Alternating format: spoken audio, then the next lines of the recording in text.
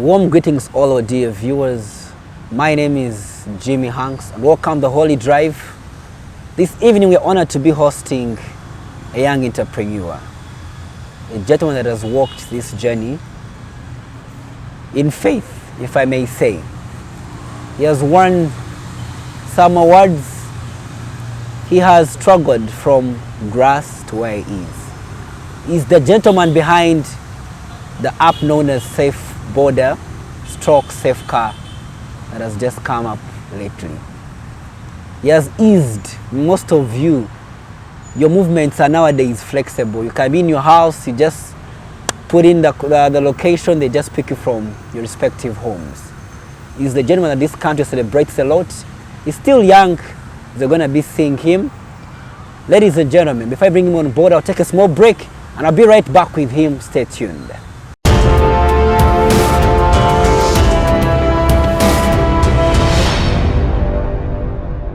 We'll be back from that small break. At this point, I want to take the honor to introduce to you the guest that I have for you this evening. You're welcome, Mr. Ricky Papa Samson. Thank you so much, Jimmy Hanks. Yes. I'm even struggling to remember your names. Jimmy is a very common name. My young brother is called Jimmy. Wow. Yeah. So thank you so much for hosting me on U24. It's my first time here.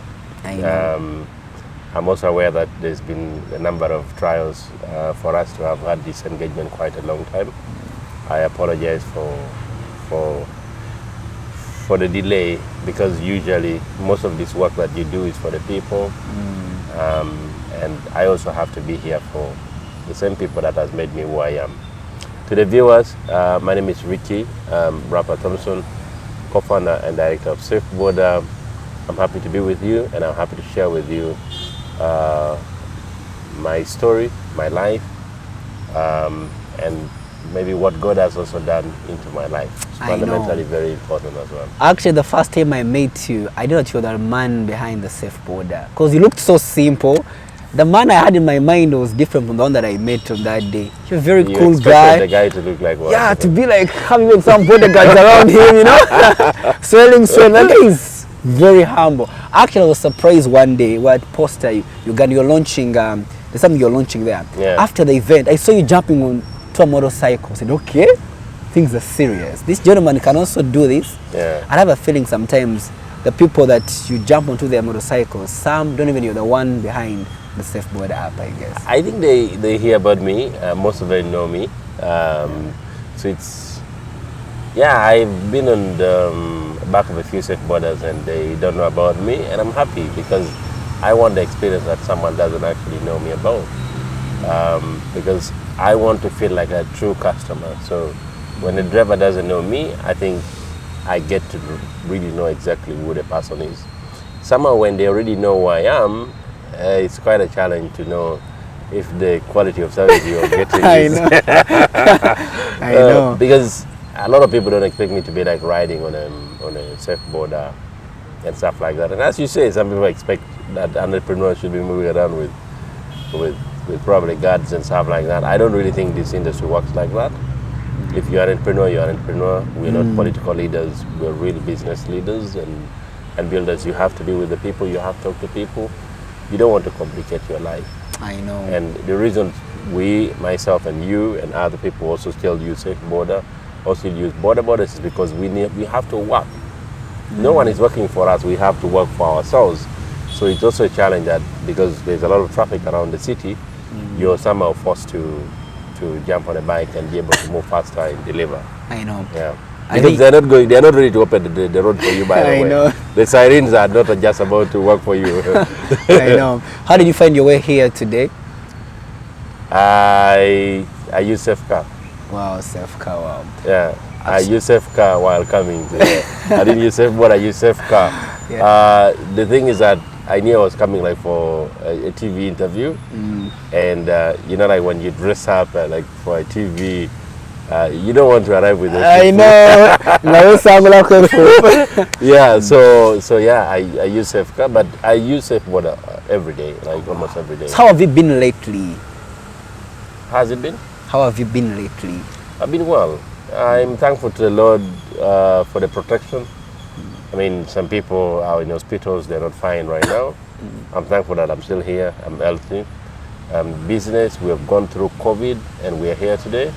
Lots of businesses. Before COVID, we had like what, 8 or 9 other competition. They are not there in the market, but SAFEBODA is still there. I know. They all went, they disappeared from the market completely. You faced them. No, we did not. The situation, you know, when other businesses fail, as a business, as a competitor, you shouldn't celebrate that. Of course. Because the market is too big that you never want to be the only person. There is room for everyone, in short, in business. We can all be the best for the betterment of our country. Yeah, and when you're alone, people don't actually appreciate your value. But when there are other people who are doing quara things in the market as well,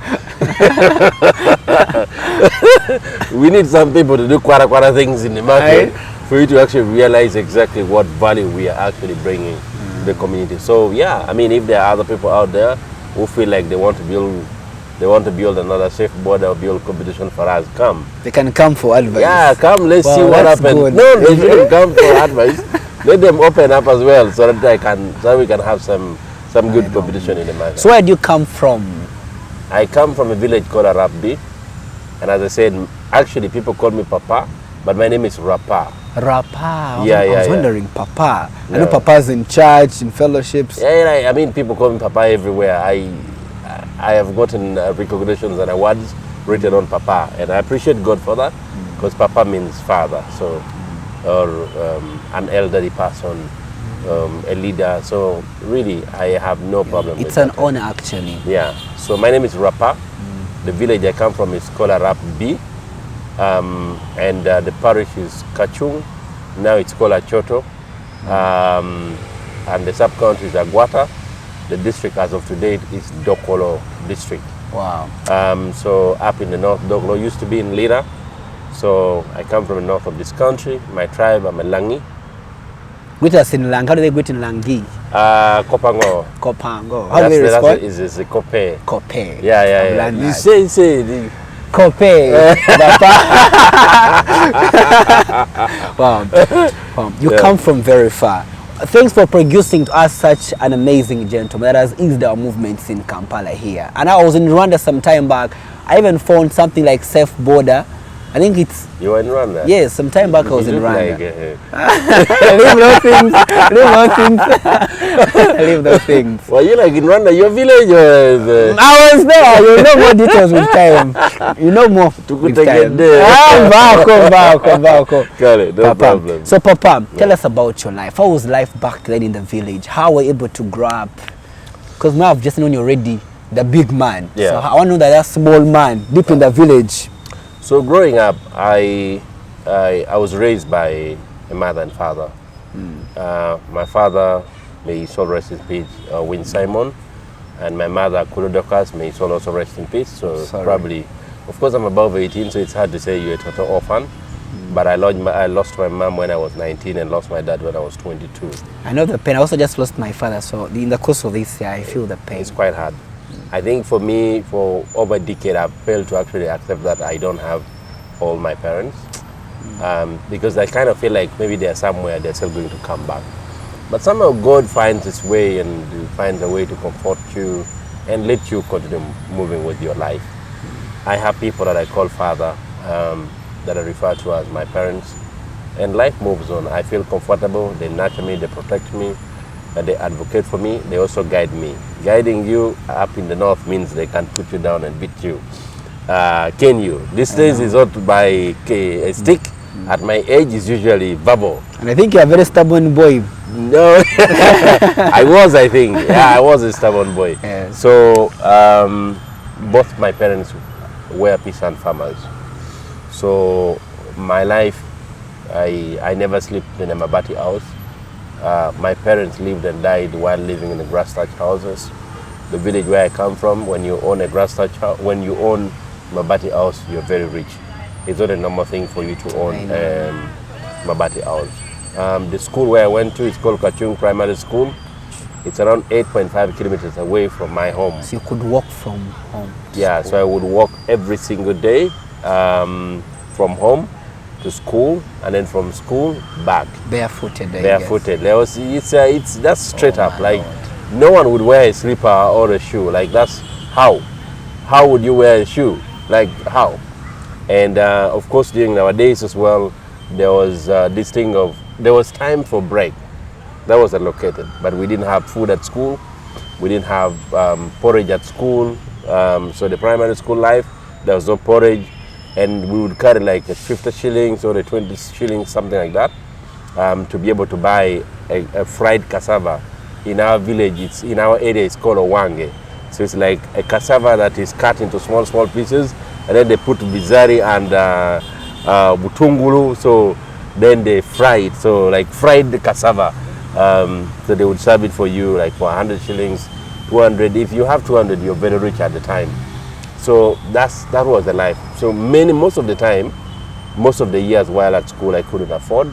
I started having some money to be able to afford a wange when I was lying in around P5, because at the time I was able to go and do fishing, or now I was able to go and dig in people's garden, and then they give me some money, and now that money is what I would use. How old were you by then when you're digging? Yeah, you go and dig, they give you a yard, you know, like. I know. How old were you?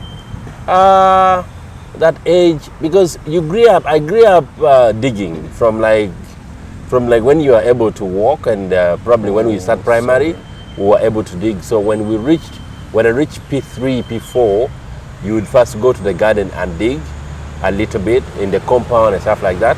When I reached P5, it was not a must for me to first go and dig like a full yard. So like a full long yard, like from here probably up to National Theatre. But of course a small portion like this that you have to dig, and then you run to school. It was a very normal thing for us. So those days while at school, an empty stomach, I guess, even. yeah, like you. So what would happen is that because up at home there they prepare, we eat cassava. That's just why my favorite food today is cassava and beans. So they prepare cassava, they prepare sweet potatoes. So usually in the morning you'll have like akasuzemu. Mawolo. Yeah, mawolo. So I hear people here saying mawolo does what? You get stomach issues. Yeah, change. For those issues we never had it. So the breakfast or the bread that we would have would be like that mawolo. So if you're a good child, you would be given a bigger piece, a smaller piece. Now, for me, I was the second born. Our firstborn died in 1995, so literally I became the firstborn. We are like what? We are 8 children. We are 9 now. We are 8 children. Same father, same mother, 7 boys, 1 girl, alive today. So, given that I was the big boy, you had to be a little bit disciplined. You have to allow the younger ones to benefit first before you.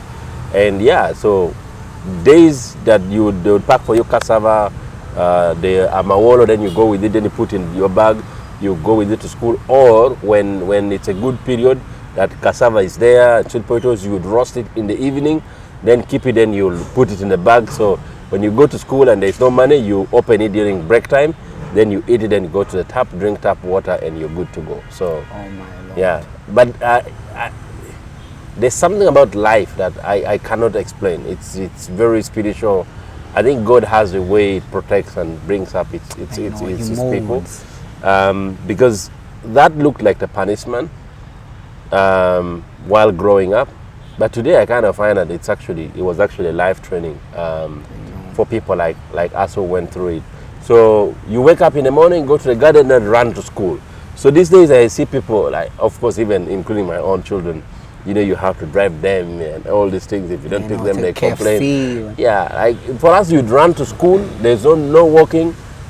Today's kids are going in vans, and some of them are traveling in ACs, and of course also including my own child. Thank God for that.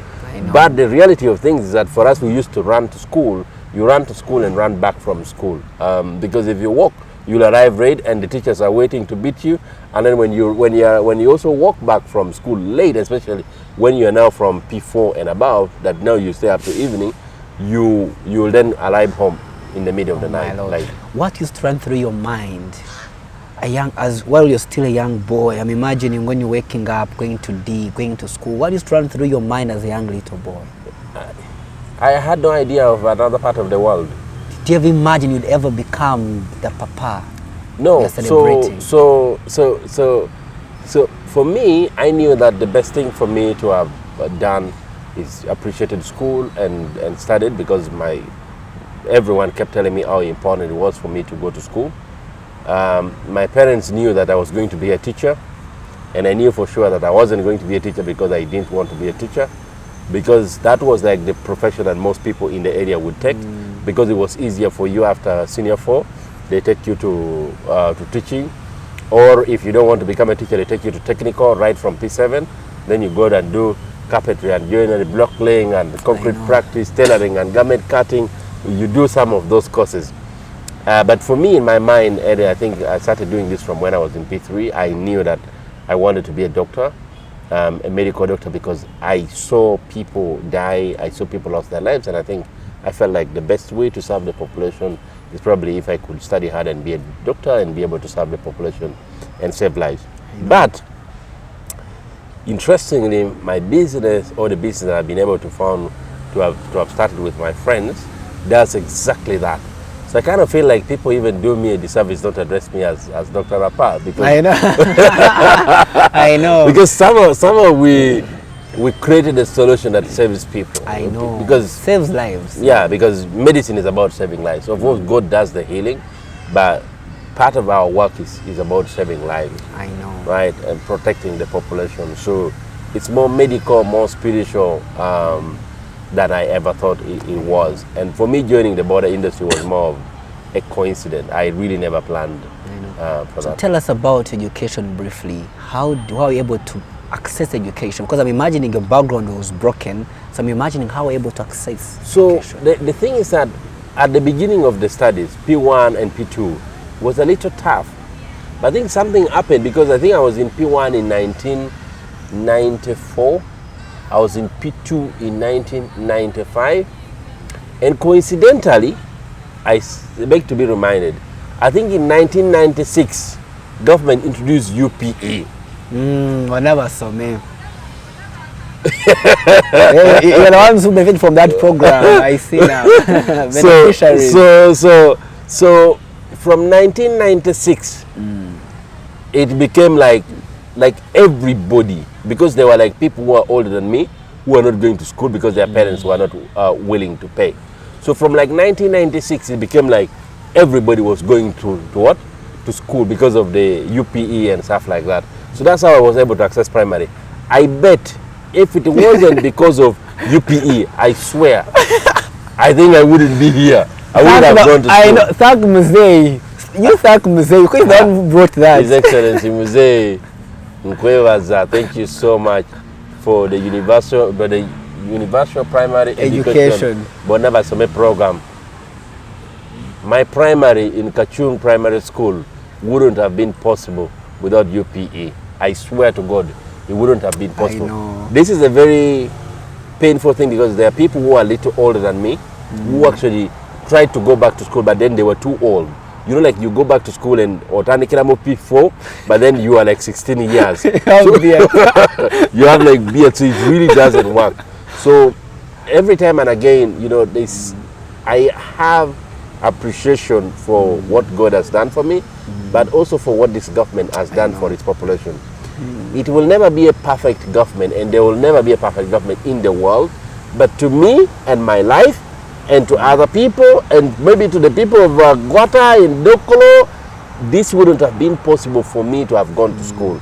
Because if you look at the education rate, because for us, like, you know, people here go to like kindergarten, they go to play center, they go to kindergarten, you know, then they go to primary, and then they go to pre-primary, then they go to primary. Like that manyanga is not there in our village. Even up to today, kindergarten is very limited. I know. How I taught how to. I had the usual try it on the ground. Yeah. I mean, for me in P1 and P2, we were under a tree, so under like a very big tree, and there was nothing like a grass, so it was purely sand. So you would learn how to write. No wasting pages. Nah. Which parent would buy for you a book when you don't know how to write? To do what? I know. To do what? Like they buy for you a book to go and write the. No way, that was not there. So yeah, like P1, P2, I was under tree, and then the P3 first time we were under tree, another treat, but then we were moved to a classroom block. I know. That was not cemented, that was not floored, but then it was now a classroom block that was a little better. But P3 was a grassroom classroom block. Then now we're moved to like a decent Mabati classroom block from P4 onwards. But then over time they built other blocks. So that was UPE. That was UPE. Secondary reaches. Yeah, so UPE, I did UPE. So I did primary. You know, there are people who do primary like 6 years, right? Because Abana and Nakuzin, you have people in P6, they jump and go and sit in P7. I did P1 and repeated P1. Oh, sorry. Then I went to P2, P3, P4, P5, P6, P7. After doing P7 and passed, I think I passed. I did well. Did you repeat P7 also? Then again, my parents told me there was no money to go back to school, and then I repeated again P7. Oh my Lord. That's because of school fees. Yeah. Repeat P7. But then for the last like 8 years, I've been at school and they were not sure.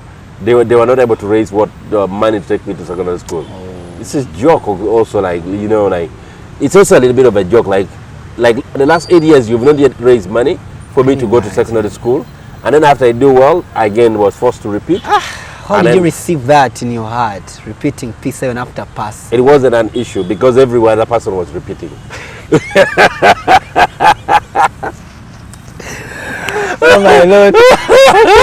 Yeah, like, so you see, there's this group with a chejo and stuff like that. For us, like, you don't want to repeat. Okay, come and get married. Come and stay home. Come and dig. And I fear digging so much. Today I do farming, but I don't want to dig. I know. You don't want to go back. No. You want me to go back to digging? That's no. So the thing is that repeating was not, I mean, you feel bad, but there's nothing you can do. Every other person, you have your same hobbies. We're also going back to the same class.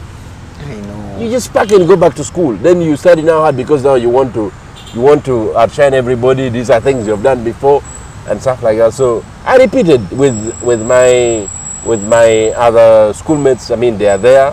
One of them is actually, I mean, he just finished his degree here. He's a teacher.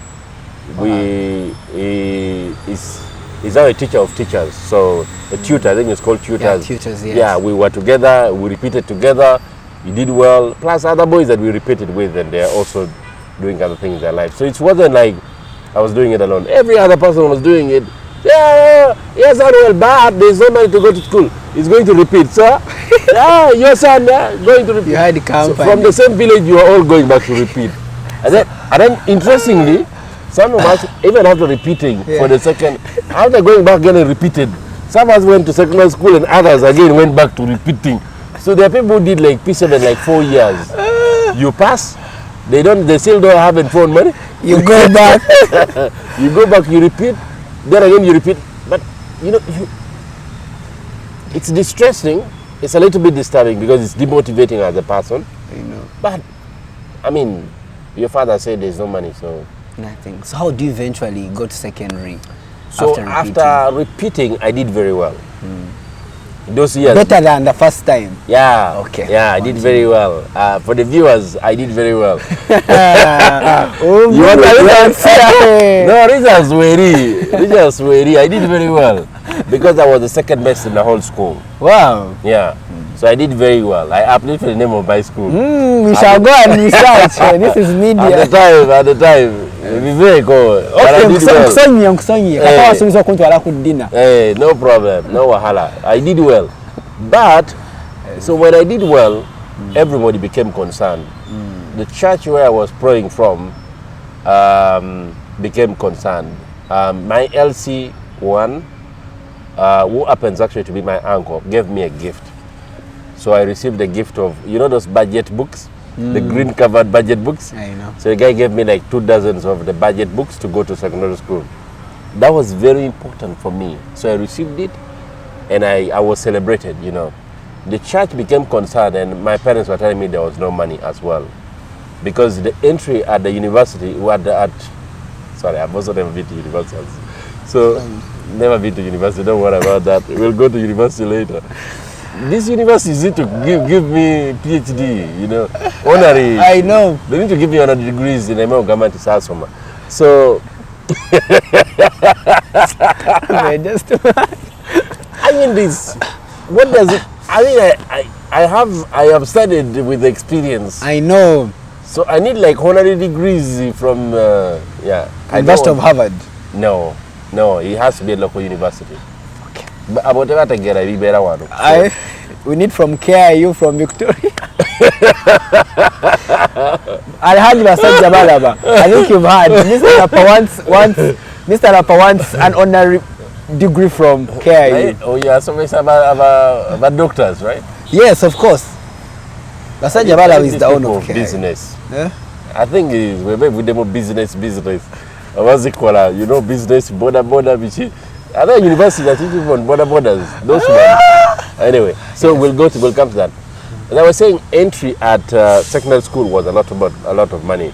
I had to buy new shoes. I have to buy mattress. You know, because I didn't have a mattress before going to secondary school. I never slept on a mattress before going to secondary school. Oh my! How are you sleeping at home then? So we have like what they call obaya. So it's like handmade mat. So, and I had a very nice bed, well raised. Then you put the mat on it.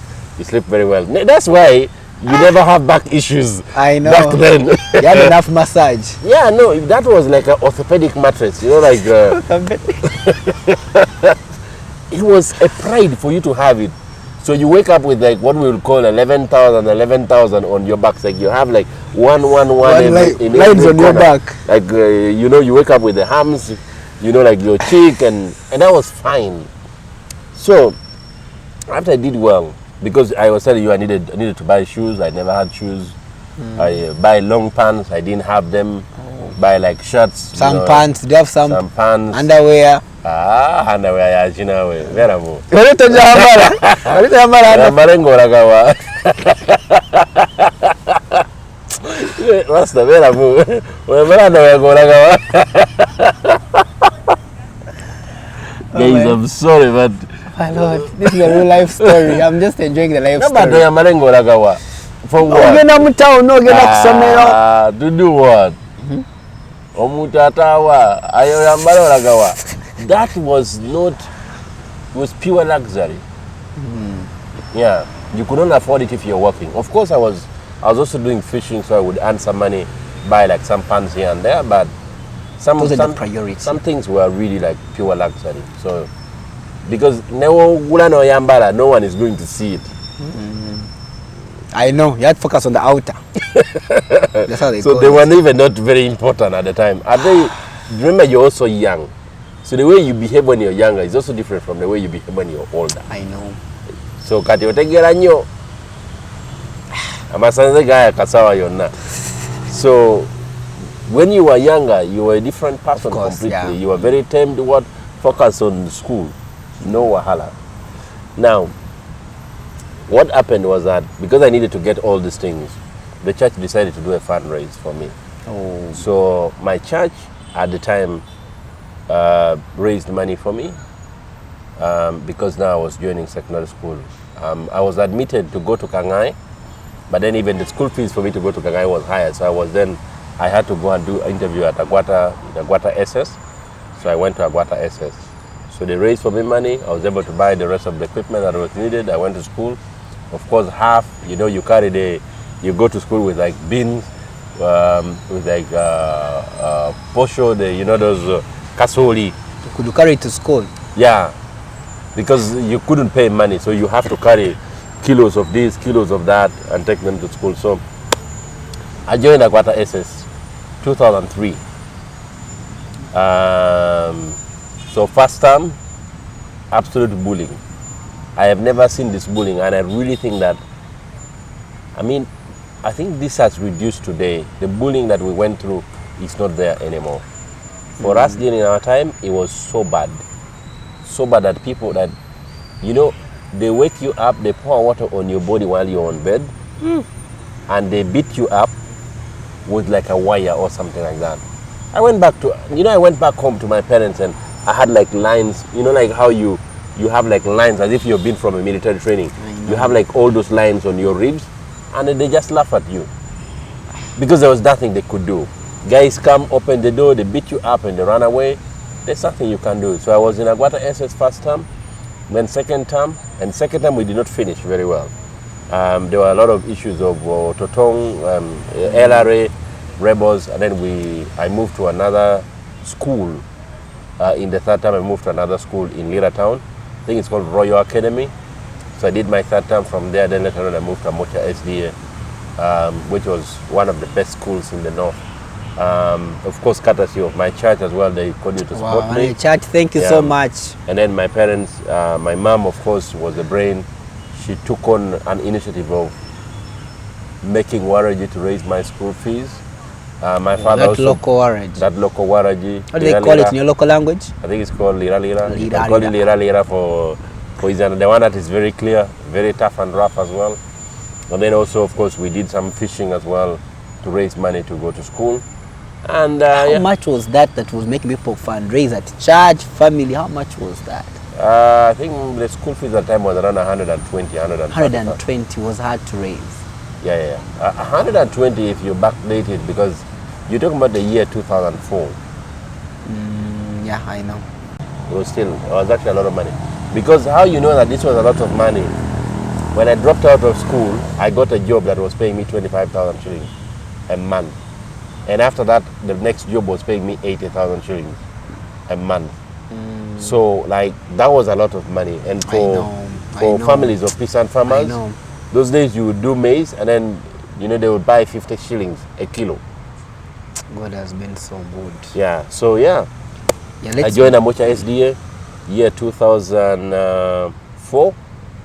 And then I was actually meant to sit for my senior 4 in the year 2006. But then in 2005, along the way, my mother died. Oh, sorry. So she dies, and then she was like the brain and the master plan. So she was doing all the top up and stuff like that. I remained in the hand of the church, and they couldn't really continue to fundraise all my school. And my dad tells me, my son, now that this has happened, we need a woman. We need someone to take care of your siblings. So he shows me a piece of land. He's like, come back home and marry. I told my dad, like, I did not tell him, but in my heart, I'm like, this is not the life I want. I don't want to do this. I don't want to come back home and become a villager. And I disagreed with my dad from that day onwards. Yeah. And you left home?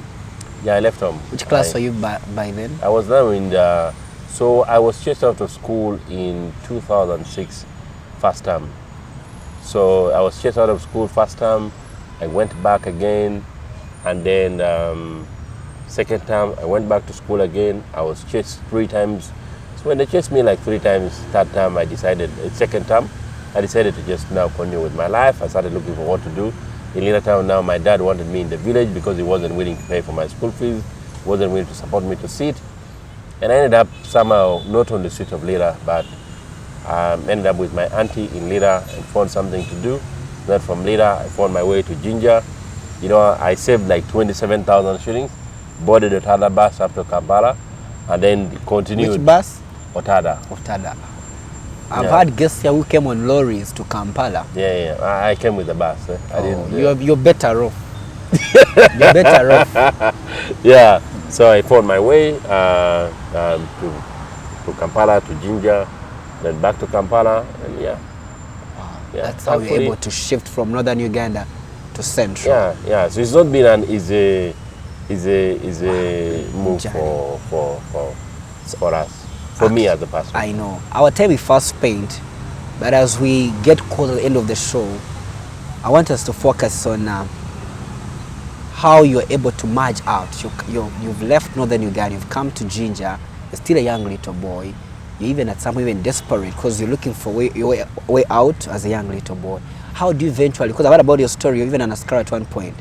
Maybe you can briefly tell us about how did you eventually venture into security? Okay. So, when I boarded the bus, because this is also important for the listeners, I also don't want to encourage any child watching me outside Kampala just jump on a bus and come to Kampala hoping that things will work out for him. So when I boarded the bus, I had my uncle, Dr. Sam. Dr. Sam at the time was an orthopedic technologist, was the most educated person in our family. And luckily, he was admitted at Jinja Referral Hospital as an orthopedic technologist at the time.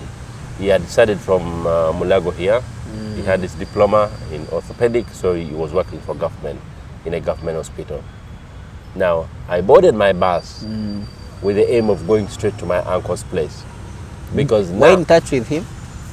I had his number, but I didn't call him, tell him to ask him if I should come.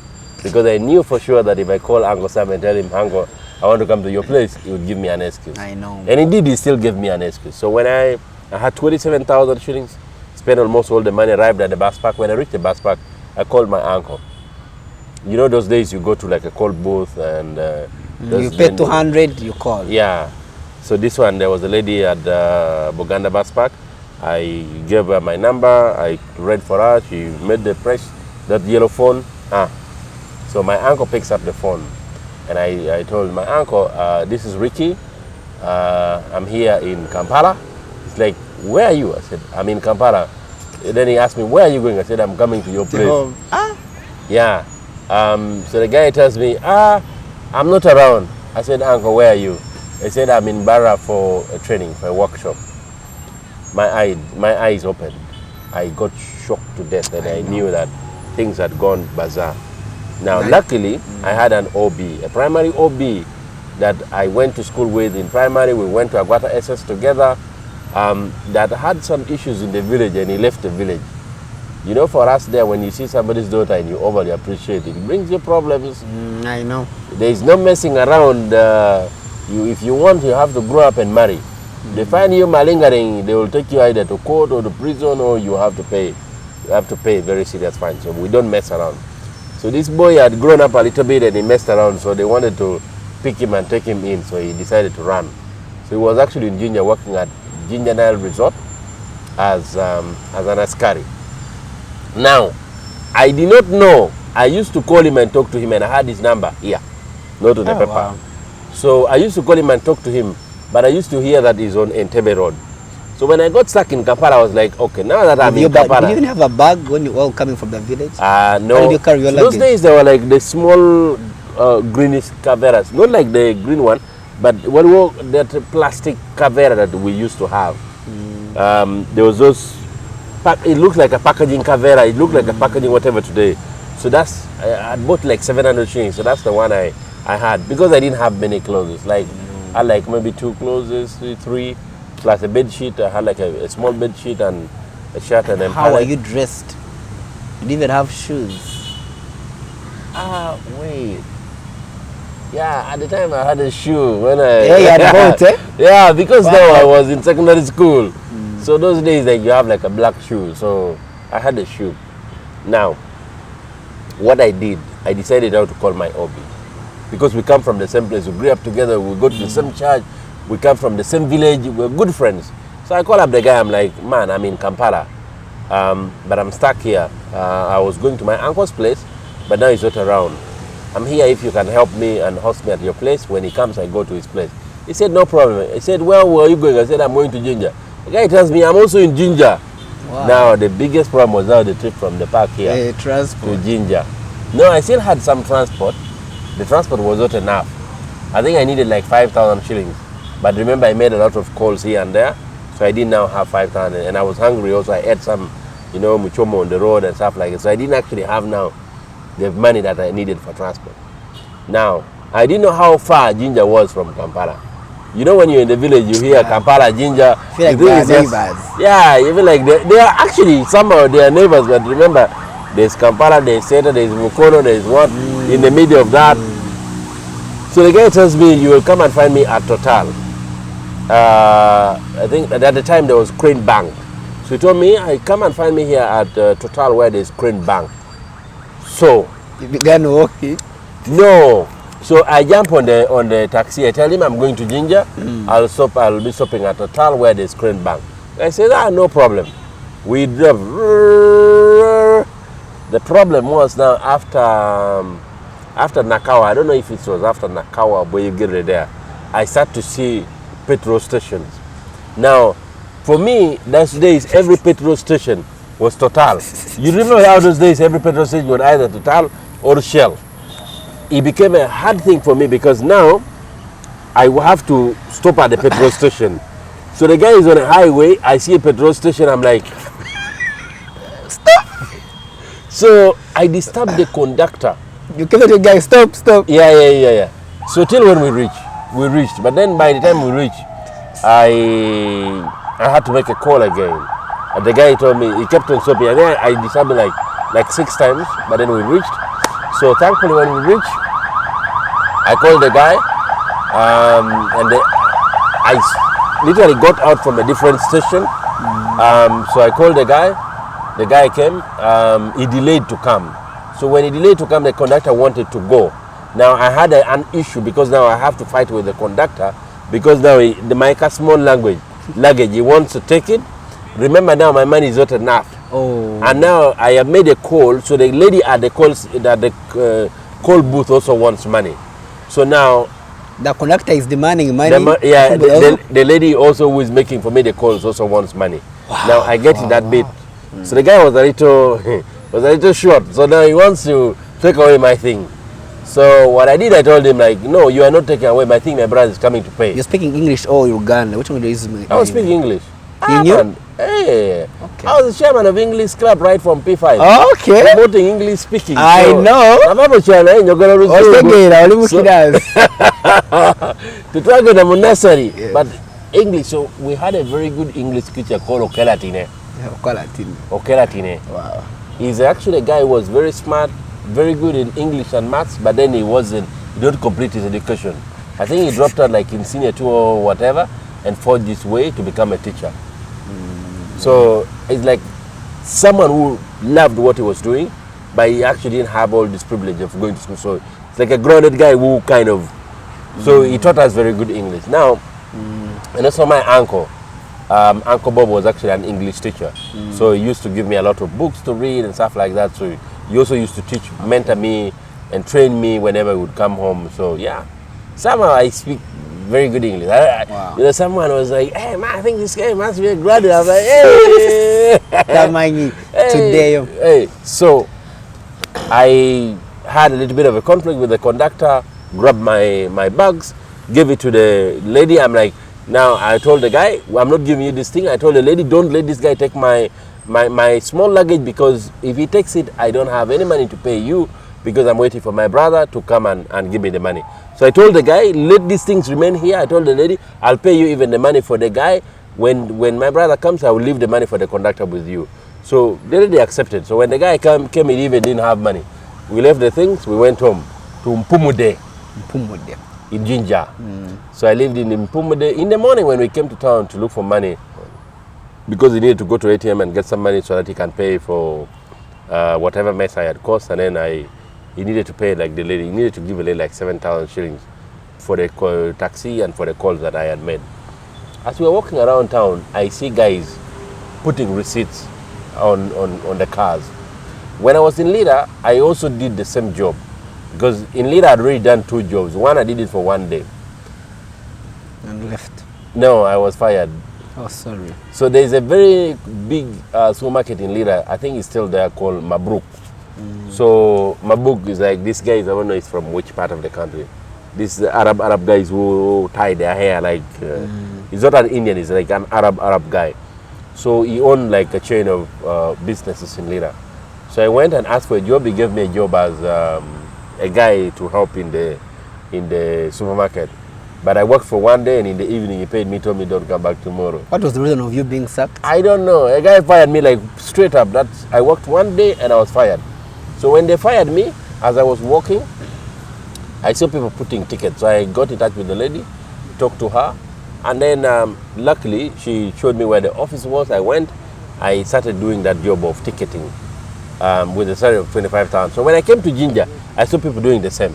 So I told the guy, you know what, I can actually do this job. So a guy tells me, okay, let's go and ask. So they asked, then we found the offices. I think it was Nyange something. They took us to the offices of the guys. I told these guys, I can do this. I've been doing it in Lira. I'm an expert. I can speak very good English. I commit I will do a good job. I mean, my first day in Jinja, I got a job. The second day, I am already working. So my uncle took 2 weeks to come and pick me. The 2 weeks, he found me working. And it's like, I can't understand what's wrong with this guy. Because the way you're running, is not a normal speed. So I did my job very well. And what I did, so I was deployed in front of a bank called Baroda Bank. Baroda Bank in Jinja. I'm not doing an advert for them. But then it was one of the most lousiest places with less parking. Because what had happened was that the bank had reserved the parking for its customers. So there were a lot of free area that people would park for free and they were not supposed to pay. And so I was alone in a very small area and the rest of the area I already paid for. You know what I did? I didn't follow the rules. I put tickets on everybody. So I would even run across the road because, you know, I had this side of the road, this side, and then also I crossed to the other side where literally where you're not supposed to put tickets on people's car. People would park and go and write ticket, put on your car, write ticket and put on your car. I came back with so many people were wondering where I got the money from. So then everybody who had historically worked in the place became a poor performer. What happened? I was transferred from Bank of Baroda immediately after 1 week to a very juicy place. That was out in front of the main market. The busiest place in Jinja. So that's how I met my friends who are, you know, us the northern guys, very many in security. So I met the guys who were speaking the same language. He tells me, you know, this job pays good money. There I was getting 5,000 shillings per day. But then here the guy tells me you have an access to a salary of 80,000 shillings a month. You can grow. You're going to go through training. What? I said, no problem. Wow. They connected me to the offices. I went. I told the guys I can do. They asked me for senior 4 papers. I went on the street there, looked for papers, produced the papers for senior 4. You went on the streets. I didn't have any senior 4 papers, so I went and fabricated the papers, took through offices, and the company is actually called Security Plus Uganda Limited. They will come for you. They will not. I worked for them, and then after Security Plus, I joined a company called Sex Security, and after Sex Security, I joined a Kamwesi. Then after Kamwesi, I joined Boda. Wow, so I want to know about, on that very point, how do you eventually get this idea? I don't even know how you began it. I want to know your turning point in life. I think that's the SAFEBODA as a wind up. To be honest with you, buying a motorcycle was really a big success for me. You know, it's like buying a motorcycle would be like buying a helicopter. For me, my first motorcycle remains in my mind. I refused to sell it. I passed it on to my brother, who destroyed it and sold it off. It was a UDH 192R, very good motorcycle, Bajaj, and I bought it in cash. You know, that's the difference. You know, like you go and buy a motorcycle in cash. I know, out of your sweat. Yeah, and I bought it 1,050,000 shillings. Wow. In the year 2010 towards the end. Now, how did I get to SAFEBODA? Yes, your I was now in the border industry, and I think at the time I'd spent around, because I started riding in 2011, 2012, 2013, 2014. From Jinja, right? No, here. Kampala. Yeah, because after I joined security from Jinja, they brought me to Kampala, and then from Kampala they took me to Kabale. So we guarded the tracks of RCC and SBI when they were doing the Kabale-Kisoro Road. So I lived there for quite some time. So I lived in Kabale town, Murubanda, Karokara, Kalengeri, Moko, and stuff like that. So I lived in that area for quite some time as an askari. So you had a gun? Oh yeah. Wow. They're trained how to choose a gun. That's good. So let's go back. I don't have it anymore. I used of course, you're now retired. You're retired general. Retired general. No, you know, as we want to be field marshals. I know. The first one in Uganda after Gaddafi. So yeah. I mean, as I was in the border industry, business was going on well. I'd already founded another business because SAFEBODA is not my first business. It's like the third enterprise for me. But of course, the other one was a juice making business. It wasn't for more juice and water. So I used to make vanilla juice and vanilla water and distribute it around Kamocha, you know, that area, Mawana Road and all this village, you know, like the ghetto of Kamocha, there. So I used to supply that. Then in 2012, I started what they call the Kampala border city tours, which is sightseeing business of Kampala on a border. So I used to okulambuza abazungu ekibuga Kampala nga batambuza ebigere balambuza nga nkozesa boda nga mbatwala mu bifo ebyenjawulo olaba nga wano nga UBC. Those days we would craft a story around this place, National Theatre, where downtown, we know. I mean, some of the things I used to say, I don't know if I still remember them very well, but yeah. So I used to show people who have never been to Kampala an experience of Kampala. Now, one of my very good friends that I was working with, which I mentioned his name once, it became an issue. So I really don't want to mention his name. Got involved in a small minor border accident around Wandagia, almost opposite like the public service. And so he fell and got a crack on his head. It was a very minor accident because it was on low speed. But as you know, when you fall on a border and you hit your head down, the impact is always not as simple as you could imagine. Yeah. So there was a small dent, and we thought he was going to be fine. We took him to Mulago. They worked on him, gave him some first aid and some treatment, and he said he was going to be fine. He was sent home. So we went home, and the guy rested. Then the following day, he put a wood on his head, and he came back and started riding. So after 2 weeks, he starts to feel headache, like he would feel a lot of headache. So we went back to Mulago, and then at that time now they did an X-ray. Never to Gamati, the guy had a clot. Katobusawa na to Gama Mulugana, Tiomusai, or Guabade, Guatamude, so closer to the brain. And the guy now with the clot needed operation. Now it was really hard to raise whatever we needed to be able to run the operation of the guy. And the guy, I saw his life go away, and he stayed alive for another 4 months, and unfortunately he passed on. Oh, sorry. The time I was with him is when I realized how important helmet was. Remember, I was promoting helmet wearing on my border tours from 2012, but I actually even didn't. I'd never felt the real value of actually owning a helmet. So the moment my friend got in an accident and he was going through this, he told me, Ricky, helmet is important. I took it upon myself to become an advocate of road safety. So in around 2014, early 2014, I was like the only border guy. Of course, from 2012, I was already the only border guy who was offering helmet, but now I made it my habit that I was giving it to everybody. Either I'm on the tour or off the tour and I'm doing normal border, I'd carry my helmet and offer it to every single customer. That drew a lot of attention around me, it marketed me, and that connected me to the friends that I ended up starting SAFEBODA with.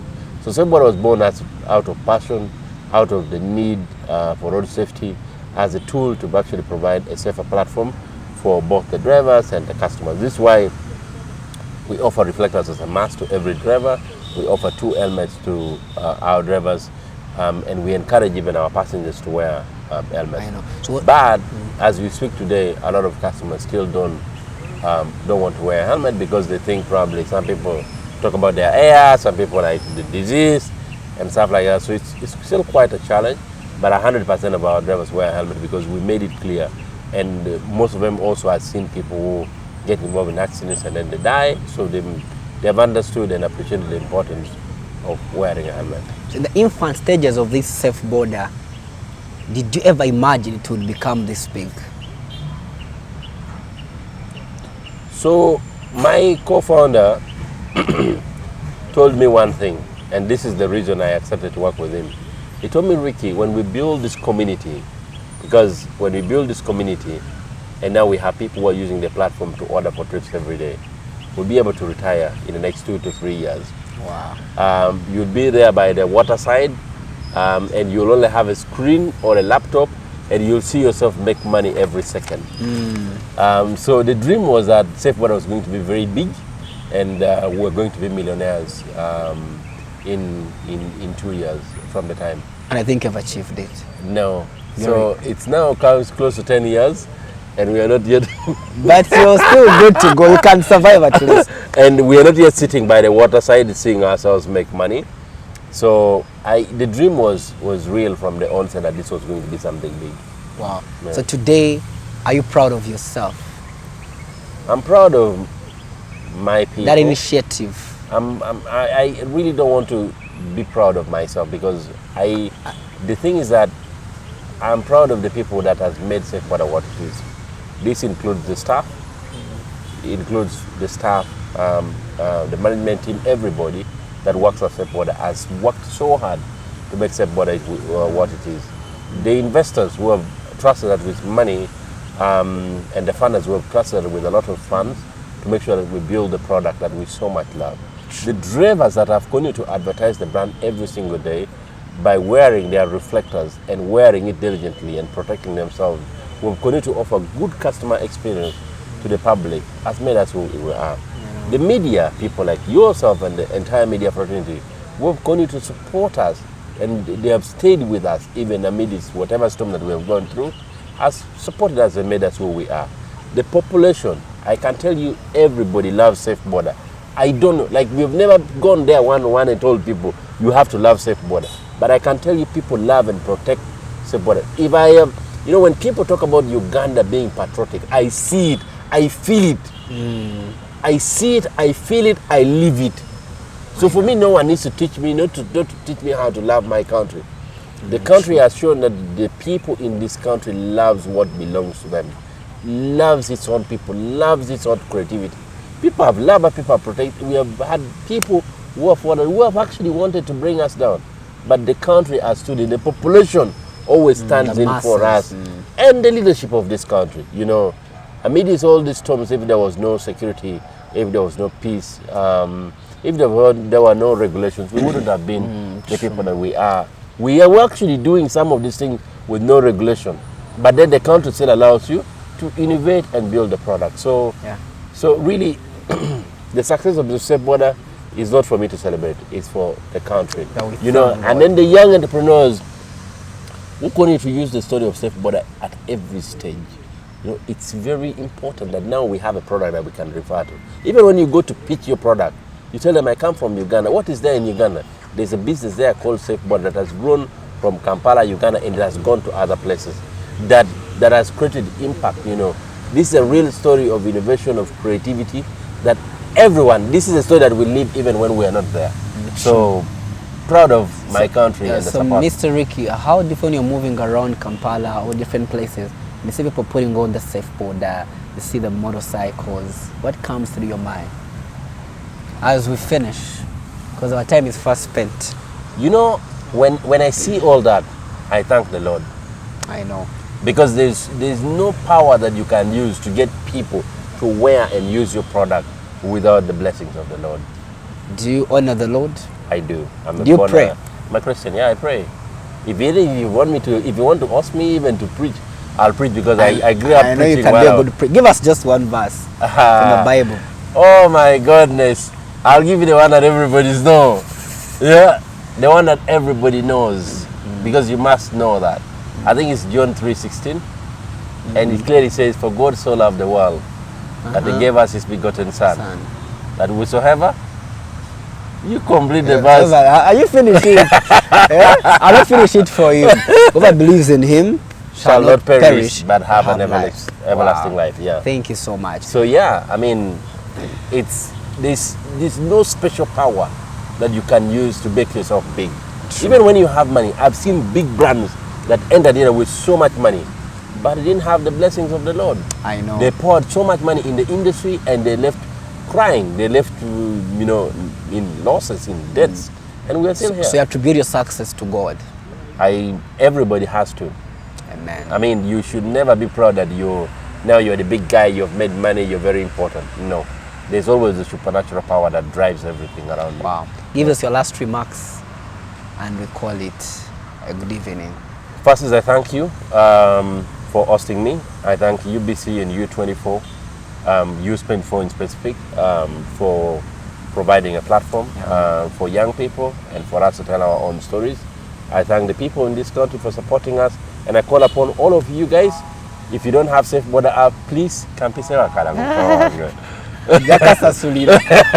So to all the Ugandans, to everybody who is watching, if you don't have SAFEBODA app, please download it.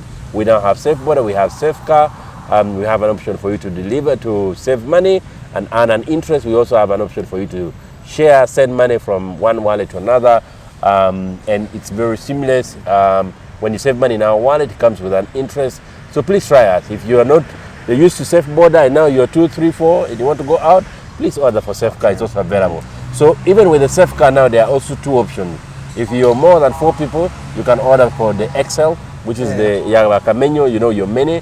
But also even in the SAFEBODA platform, in the SAFEBODA option, there are also two options. Either you can order for Plus or Saver. Plus is the best thing for you to do because it comes with insurance for both you and the rider. All right. This is very key, Mr. Ricky. You can give advice to the youth, some, maybe like in a few seconds, advice to the youth that are also trying to hustle to become better people. Number one, never lose hope. Number two, don't rush. Number three, get started, because usually no one wants to give you a lift while you are seated in your sitting room. People always want to find you on your way when you know exactly where you want to be, where you want to go, and they'll be able to support you and take you to the next step where you have to go. Yeah, thank you very much, Mr. Ricky Papasam. It's been a pleasure having you, Thank you so on much. the Holy Drive. Thank you. Hope to have you more and more. Thank you. And I know next time we can do this while on the move. I put you on a SAFEBODA and then we do the interview. Right now, it is a good idea. We're going to do that. Yeah, It's a good idea. Yeah. My producer will look into that, and one day we shall have it. Yeah, it's been a pleasure having this on this program. I've liked your story. I know many people are going to be blessed by your story, Mr. Ricky. Thank you for sparing time to be on the Holy Drive, and thanks for being a very humble gentleman. Thank you. We're honored to have such men in Uganda like you. Thank you. And I cannot forget to say this, that in life, everyone has to begin from somewhere. For you to reach somewhere, you have to begin from, you must have a starting point in life. He had his own starting point, here he is today. So begin from wherever you are, begin something small, believe in the Lord that God can lift you from grass to grace. We serve a living God, people, isn't it? I love you so much. Thanks for watching the Holy Drive. I remain Jimmy Hanks. Till next time, akume atakumira mpera.